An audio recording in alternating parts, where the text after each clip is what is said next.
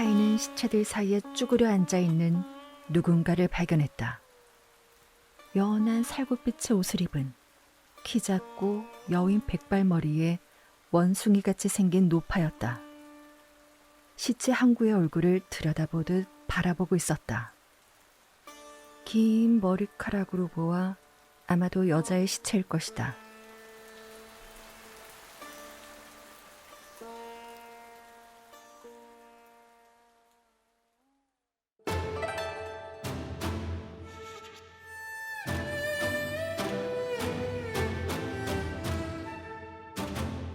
라쇼몽.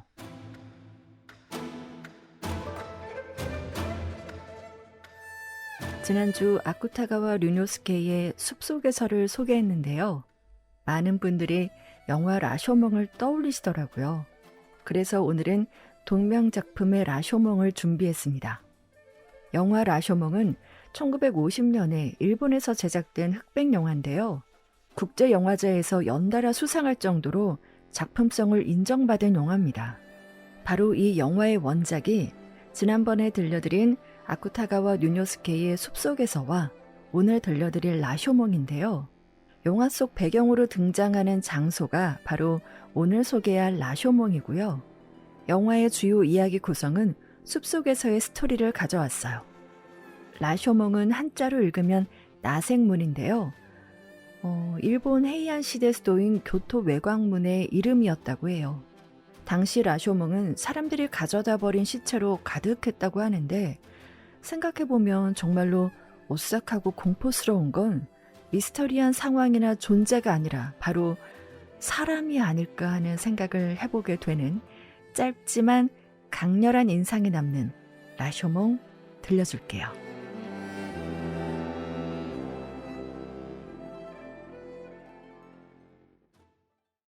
이 책 들어봤니?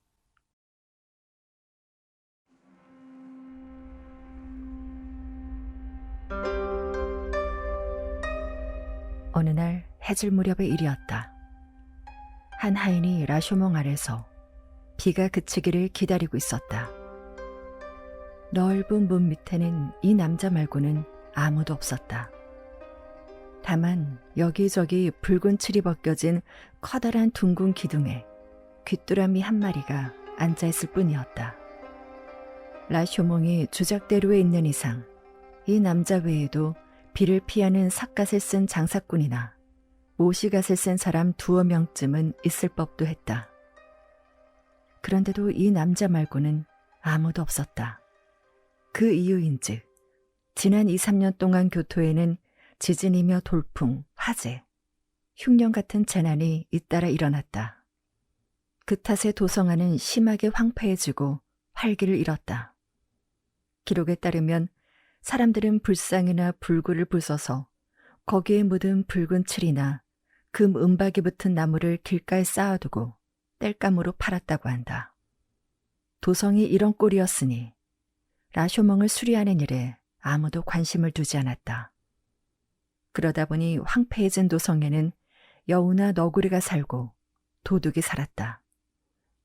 마침내 주인이 없는 시체를 이 문으로 가져와 버리는 풍습까지 생겼다. 그래서 해가 지고 어두워지면 사람들은 섬뜩해하며 이 문 근처에는 얼씬도 하지 않게 된 것이었다. 그 대신 까마귀가 어디선가 떼를 쥐어 몰려왔다. 낮에 보면 그 까마귀들이 무리지어 원을 그리며 높은 용마루끝 장식 주위를 울면서 날아다녔다. 특히 문 위 하늘에 저녁놀로 붉게 물들 때면 까마귀 떼가 참깨를 뿌린 듯 선명하게 보였는데 문 위에 있는 시체의 살을 쪼아 먹으려 오는 것이다. 하지만 오늘은 시간이 늦어서인지 한 마리도 보이지 않았다. 다만 여기저기 무너져 내린 틈 사이로 긴 풀이 자란 돌계단 위에 까마귀의 똥이 군데군데 하얗게 들러붙어 있는 것이 보였다.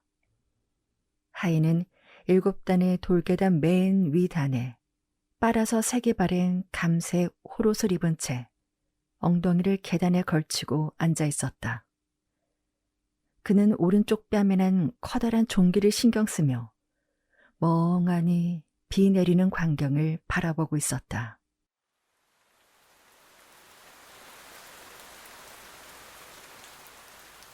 작자는 방금 하인이 비가 그치기를 기다리고 있었다라고 썼다. 그러나 이 하인은 비가 그쳐도 딱히 갈 곳이 없었다. 평소라면 당연히 주인의 집으로 돌아갔겠지만 나흘 닷새 전쯤 주인에게 해고당했기 때문이다. 앞서 말했듯이 당시 교토의 거리는 보통 쇠퇴한 것이 아니었다. 하인이 오랫동안 섬겨온 주인에게서 해고당한 것도 이 쇠락의 작은 여파에 지나지 않는다. 그러므로 하인이 비가 그치기를 기다리고 있었다기보다는 비에 갇혀 갈 곳 없이 막막해 하던 하인이라고 하는 편이 더 알맞다.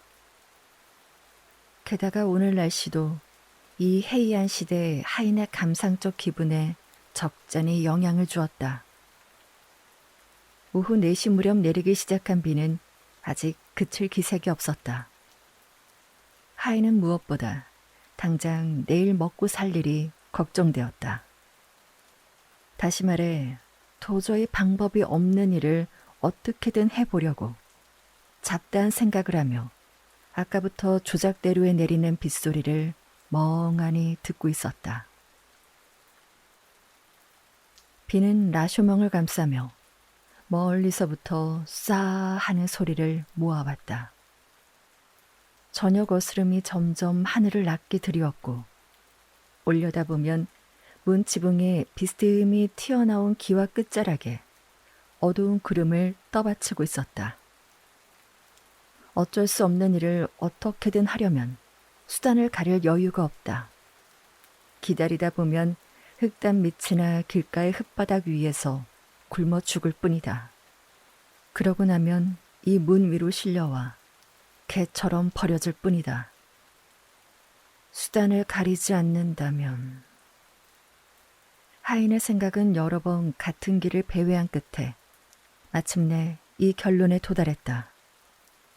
그러나 이 한다면은 아무리 생각해도 결국 한다면일 뿐이었다. 하인은 수단을 가리지 않겠다는 점은 인정하면서도 그 한다면을 하기 위해 당연히 뒤따르는 도둑이 될 수밖에 없다라는 결론을 받아들일 만큼의 용기는 나지 않았다. 하인은 크게 재채기를 하고 나서 귀찮은 듯 힘겹게 일어섰다.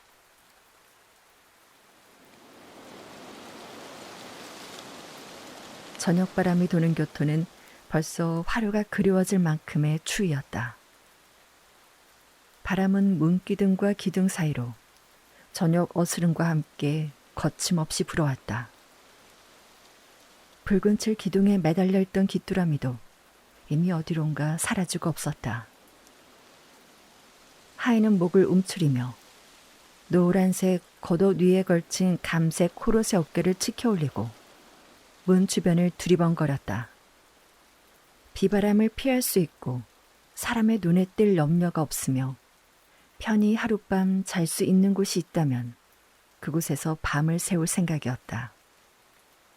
그때 문 위 누각으로 오르는 붉게 칠해진 폭넓은 사다리가 눈에 들어왔다. 위층이라면 혹시 사람이 있더라도 어차피 시체뿐일 것이다. 하인은 허리춤에 찬 성스러운 모양의 칼이 칼집에서 빠져나오지 않게 조심하며 집신을 신은 발을 사다리 매의 날의 디딤대에 올려놓았다. 그로부터 몇 분 뒤였다. 라쇼몽 누각 위로 오르는 넓은 사다리 중간쯤에 한 남자가 고양이처럼 몸을 잔뜩 움츠린 채 숨을 죽이고 위쪽 상황을 엿보고 있었다. 누각 위에서 비치는 불빛이 희미하게 그 남자의 오른쪽 뺨을 비추고 있었다.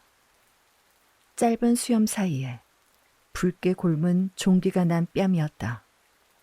하인은 애초에 이 위에 있는 것이라고는 시체뿐이라고 생각하고 있었다. 하지만 사다리를 두세 단 올라가 보니 위에서 누군가 불을 밝혀들고 그 불을 이리저리 움직이며 다니고 있는 듯 했다. 그 탁하고 누런 불빛이 거미줄이 가득한 천장 구석구석에 흔들리며 비친 것을 보고 눈치챈 것이다. 이 비오는 밤중에 라쇼몽 위에서 불을 밝히고 있는 자라면 보통 사람일 리가 없다. 하인은 벽에 붙은 도마뱀처럼 발소리를 죽이며 가파른 사다리를 기어오르듯 올라갔다. 그러고는 몸을 최대한 바닥에 납작하게 붙이고 목을 최대한 앞으로 빼서 조심스럽게 누각 안을 들여다보았다. 보니 누각 안에는 소문대로 몇 구의 시체가 아무렇게나 버려져 있었다. 그러나 불빛이 비치는 범위가 생각보다 좁아 정확히 몇 구인지는 알 수 없었다. 다만 희미하게나마 알 수 있었던 것은 그 중에는 벌거벗은 시체와 옷을 입은 시체가 섞여 있다는 것이었다. 물론 남자도 있고 여자도 있는 듯 했다. 그 시체들은 모두 한때 살아있던 인간이라는 사실조차 의심스러울 만큼 흙을 빚어 만든 인형처럼 입을 벌리거나 손을 뻗은 채 널브러져 있었다. 게다가 어깨나 가슴처럼 솟은 부분은 흐릿한 불빛을 받아 빛나고 있었고 반대로 빛이 닿지 않는 움푹 들어간 부분은 그림자를 더욱 짙게 드리워져 있었다. 하인은 그 썩어 문드러진 시체 냄새에 저도 모르게 코를 막았다. 그러나 다음 순간 그의 손은 코를 가리는 일을 잊었다. 어떤 강렬한 감정이 그의 후각을 앗아갔기 때문이다. 하인은 시체들 사이에 쭈그려 앉아있는 누군가를 발견했다. 연한 살구빛의 옷을 입은 키 작고 여윈 백발머리에 원숭이같이 생긴 노파였다. 그 노파는 오른손에 불붙인 소나무 조각을 들고 시체 항구의 얼굴을 들여다보듯 바라보고 있었다. 긴 머리카락으로 보아 아마도 여자의 시체일 것이다. 하지만 두려움과 호기심에 이끌려 잠시 숨 쉬는 것조차 잊었다. 옛 기록의 표현을 빌리자면 온몸의 털이 곤두서는 듯한 느낌이었다. 그 순간 노파는 소나무 조각을 마룻바닥 틈에 꽂더니 방금까지 들여다보던 시체의 목에 양손을 얹고는 마치 원숭이 어미가 새끼 원숭이의 이를 잡듯 긴 머리카락을 한 올씩 뽑기 시작했다. 머리카락이 한 올씩 뽑힐 때마다 하인의 마음속에서 두려움은 조금씩 사라졌다. 그리고 동시에 노파에 대한 격렬한 증오가 서서히 치밀어 올랐다. 아니, 이 노파뿐 아니라 모든 악에 대한 반감이 순간마다 더 강해졌다. 조금 전 문 아래서 그가 고민하던 굶어 죽을 것인가 도둑이 될 것인가 라는 문제를 다시 꺼냈더라면 아마 그는 아무 미련 없이 굶어 죽는 쪽을 택했을 것이다. 그만큼 그가 악을 미워하는 마음은 노파가 마룻바닥에 꽂아놓은 소나무 조각처럼 거세게 타오르기 시작했다. 물론 하인은 노파가 왜 시체의 머리카락을 뽑는지는 알지 못했다. 따라서 이치를 따져보면 노파의 행위가 선한 일인지 악한 일인지 단정할 수 없었다. 비오는 밤에 라쇼몽 위에서 시체의 머리카락을 뽑고 있는 그 행위 자체만으로도 이미 용서할 수 없는 악이었다. 물론 그는 조금 전까지만 해도 자신이 도둑이 될 생각을 하고 있었다는 사실을 완전히 잊고 있었다. 이리하여 하인은 두 발에 힘을 주어 사다리를 뛰어올랐다. 그리고 칼집에 꽂힌 칼 손잡이에 손을 얹은 채 노파 앞으로 걸어갔다. 노파가 놀란 것은 두말할 나위도 없다. 마치 새내에 화살이 튕겨나간 듯 벌떡 뛰어올랐다. 어딜 가느냐? 하인은 시체에 발이 걸려 비틀거리며 도망치려는 노파의 앞을 가로막으며 이렇게 호통쳤다. 그러나 노파는 하인을 밀치고 가려 했다. 하인은 또다시 노파를 못 가게 밀어붙였다. 두 사람은 시체들 사이에서 잠시 말없이 몸싸움을 했다. 하지만 승부는 애초에 정해져 있었다. 하인은 끝내 노파의 팔을 움켜쥐어 억지로 그 자리에 쓰러뜨렸다. 마치 닭다리처럼 뼈와 가죽뿐인 팔이었다. 무슨 짓을 하고 있었느냐? 어서 말해. 그렇지 않으면 가만두지 않겠다. 하인은 노파를 밀쳐내고 갑자기 칼집에서 칼을 뽑아 희고 빛나는 강철 칼날을 노파의 눈앞에 들이댔다. 그러나 노파는 입을 다물고 있었다. 두 손을 와들와들 떨며 어깨로 숨을 몰아쉬고 눈은 흰자위가 드러날 정도로 크게 뜬 채 완강하게 입을 다물었다. 이를 보고 하인은 비로소 이 노파의 생사가 전적으로 자기 의지에 달려있음을 분명히 깨달았다. 그리고 이런 깨달음은 조금 전까지 거세게 타오르던 증오심을 어느새 식혀버렸다. 증오심이 사라지고 남은 감정은 원만히 일을 끝냈다는 안도감과 자부심뿐이었다. 그래서 하인은 노파를 내려다보며 조금 부드러운 목소리로 이렇게 말했다. 나는 관청의 관리가 아니오. 그냥 이 문 아래를 지나가던 사람이니 당신을 잡아가겠다는 게 아니오. 단지 이 시간에 이 문 위에서 뭘 하고 있었는지만 말해주시오. 그러자 노파는 부릅뜬 눈을 더 크게 뜨고 하인의 얼굴을 뚫어지게 바라보았다. 눈은 충혈되어 붉게 보였고 눈빛은 마치 사냥감을 노리는 맹금류처럼 날카로웠다. 그리고 주름으로 거의 코와 하나가 된 입술은 무언가를 씹는 것처럼 움직였고 가느다란 목에서 뾰족한 목젖이 움직이는 것이 보였다. 그 순간 까마귀가 우는 듯한 불쾌한 목소리가 하인의 귀에 들려왔다. 이 머리카락을 뽑아서 말이지. 이 여자의 머리카락을 뽑아서 말이지. 가발을 만들 생각이었네. 하인은 노파의 대답이 뜻밖에도 평범해서 실망했다. 그리고 실망과 동시에 앞서 품었던 증오심이 차가운 경멸과 함께 마음속으로 스며들었다. 그 기색이 상대방에게도 전해졌던 모양이었다. 노파는 여전히 시체의 머리에서 뽑은 긴 머리카락을 손에 쥔 채 두꺼비가 중얼거리는 듯한 작은 목소리로 더듬거리며 이렇게 말했다. 그래, 시체의 머리카락을 뽑는 건 나쁜 짓일지도 모르지. 하지만 이런 시체들 대부분은 이런 일을 당해도 될 사람들 뿐이네. 사실 내가 지금 머리카락을 뽑는 이 여자는 뱀을 잘게 토막내 말린 것을 마른 생선이라고 속여서 무사들이 있는 진영에 팔러 갔지. 천연병에 걸려 죽지 않았다면 지금도 팔러 다녔을 거야. 게다가 그 여자가 파는 마른 생선은 맛이 좋아 무사들이 늘 사 먹었지. 나는 이 여자의 행동이 나쁘다고 생각하지 않아. 왜냐하면 그런 일이라도 하지 않으면 굶어 죽을 수밖에 없으니 어쩔 수 없이 했겠지. 그래서 지금 내가 하고 있는 일도 나쁜 일이라고는 생각하지 않아. 이 일이라도 하지 않으면 굶어 죽을 수밖에 없으니 어쩔 수 없이 하는 거지. 그리고 이런 사정을 잘 아는 여자라면 내가 하는 일을 분명 용서해 줄 거야.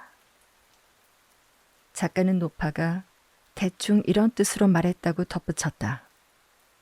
하인은 칼을 칼집에 넣고 왼손으로 칼자루를 잡은 채 노파의 이야기를 냉담하게 들었다. 오른손은 여전히 자기 뺨에 난 큰 종기를 만지작거리면서.